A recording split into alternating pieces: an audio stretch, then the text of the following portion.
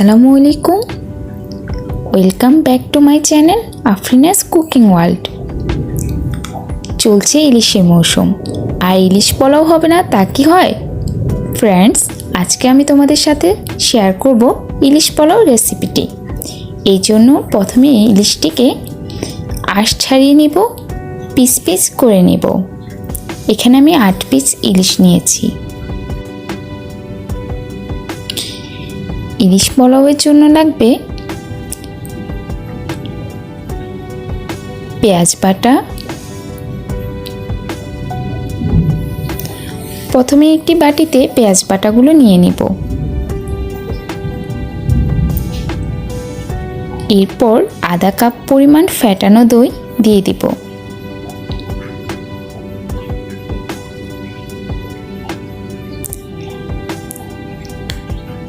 এক টেবিল চামচ পরিমাণ রসুন বাটা, আধা টেবিল চামচ পরিমাণ আদা বাটা এবং 1 চা চামচ পরিমাণ জায়ফল জ্যোতি মশলা বাটা। স্বাদ মতো লবণ দিয়ে দিব, মরিচ গুঁড়ো দিয়ে দিব। এই সকল উপকরণকে ভালোভাবে নেড়েচেড়ে মিশিয়ে নেব।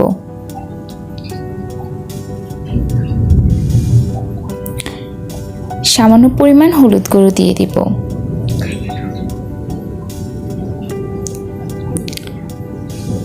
ইলিশের টুকরোগুলোকে ভালো করে নেড়েচেড়ে মশলার সাথে মিশিয়ে নেব।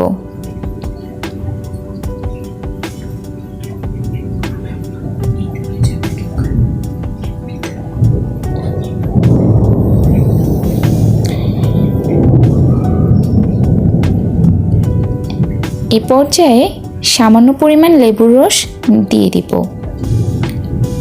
ঢাকনা দিয়ে ঢেকে 15 মিনিটের জন্য মাছগুলোকে ম্যারিনেটে রেখে দিব। কড়াইয়ে 1 কাপ পরিমাণ তেল দিব এবং 1 কাপ পরিমাণ পেঁয়াজ কুচি দিব। ভালো করে নেড়েচেড়ে ভেজে নিব। পেঁয়াজ বেরেস্তার জন্য পেঁয়াজগুলোকে খুব ঘন ঘন নেড়েচেড়ে ভেজে নিতে হবে, যাতে একটার সাথে অন্যটি না লেগে থাকে।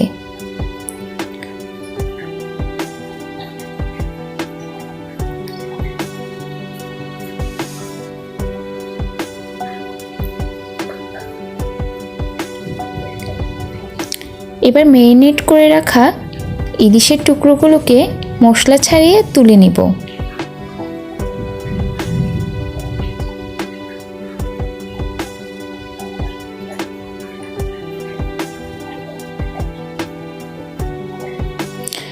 এখানে একটা টিপস, পেঁয়াজ বেরেস্তাগুলোকে সামান্য পরিমাণ চিনি দিয়ে মাখিয়ে নিলে বেরেস্তাগুলো মুচমুচে থাকে। কড়াইয়ে তেল দিয়ে ইলিশ মাছগুলো হালকা করে ভেজে নিব।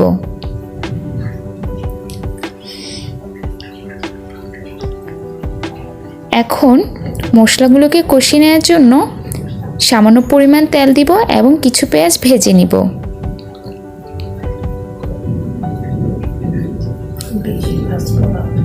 পেঁয়াজগুলোকে হালকা করে ভেজে নিব। এ পর্যায়ে ম্যারিনেট করে রাখা মশলাগুলো দিয়ে দিব এবং নেড়েচেড়ে ভেজে নিব।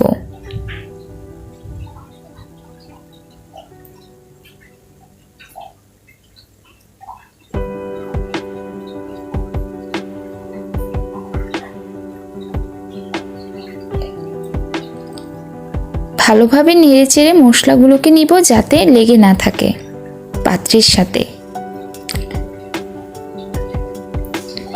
এবার কিছুটা পানি দিয়ে মশলাগুলোকে কষিয়ে নেব।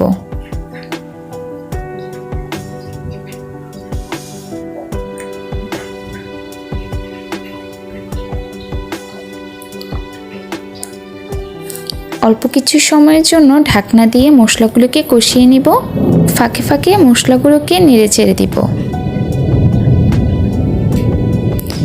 এখন সামান্য পরিমাণ ভেজে রাখা ইলিশ মাছের টুকরোগুলোকে একে একে পাত্রে নিব।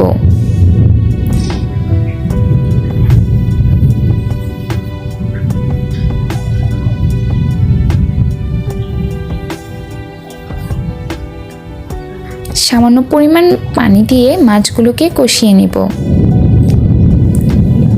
এবার ঢাকনা উল্টিয়ে ইলিশ মাছগুলোকে এপিট ওপিট করে নিব। যখন মাছগুলোর উপর এভাবে তেল ভেসে উঠবে, আমরা ধরে নিতেই পারি যে মাছগুলো ভাজি হয়ে গেছে। এখন একটি পাত্রে সামান্য পরিমাণ তেল দিয়ে গরম মশলা, তেজপাতা, দারচিনি, এলাচি এগুলো ভেজে নিব। অল্প কিছু পরিমাণ পেঁয়াজ দিয়ে ভালো করে নেড়েচেড়ে এগুলো ভেজে নিব। চাল দিয়ে দিব।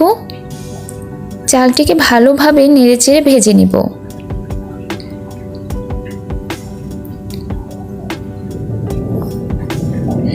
যখন দেখব চালগুলোর কালার প্রায় সাদা হয়ে চেঞ্জ হয়ে আসছে, তখন আমরা এটাকে ভালোভাবে নেড়েচেড়ে ভেজে নিব এবং যে পর্যায়ে চালগুলো এভাবে ঝরঝরে হয়ে উঠবে, তখন চালগুলো ভাজি হয়ে যাবে পারফেক্টলি। চাল যত পারফেক্টলি ভাজি হবে, পোলাও ততটাই ঝরঝরে হবে। এখন কষানো মশলাগুলো দিয়ে পোলাওটিকে ভালোভাবে নেড়েচেড়ে নিই। এ পর্যায়ে চাল যতটুকু তার দ্বিগুণ পরিমাণ গরম পানি দিব। দুধ দিব। আমি এখানে গুঁড়ো দুধটিকে সামান্য পরিমাণ পানি দিয়ে মিক্স করে নিয়েছিলাম। তোমরা চাইলে লিকুইড দুধও দিতে পারো। পাত্রটি ঢেকে দিব। 1 চামচ পরিমাণ চিনি দিব, সামান্য পরিমাণ লবণ দিব। আমরা ইলিশেও লবণ দিয়েছিলাম, সেই অনুপাতে পোলাওতে লবণ দিব। এ পর্যায়ে একটি ম্যাগি মশলা দিব।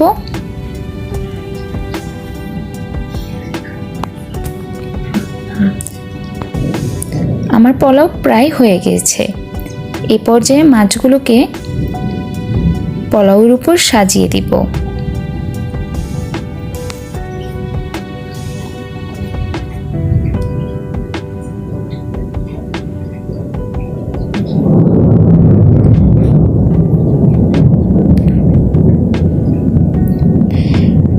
বেরেস্তাগুলোকে ছড়িয়ে ছিটিয়ে দিব পোলাওয়ের ফাঁকে ফাঁকে মাছের উপরে।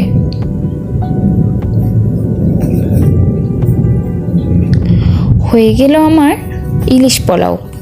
তো ফ্রেন্ডস,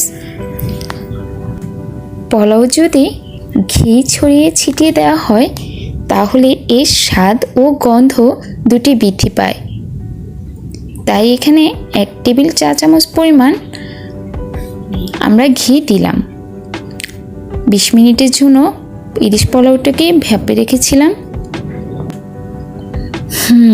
সেই সুন্দর গ্রান। এখন পরিবেশনের পালা। আমি প্রথমে পোলাও নিলাম, এরপর ইলিশের টুকরোগুলো নিলাম।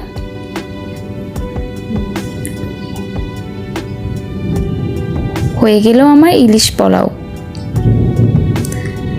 ফ্রেন্ডস, তোমাদের যদি আমার এই রেসিপিটি ভালো লেগে থাকে, তাহলে ভিডিওটিতে লাইক, কমেন্টস, শেয়ার করো এবং আমার চ্যানেলটি সাবস্ক্রাইব করে আমার পাশেই থাকো। আল্লাহ হাফেজ।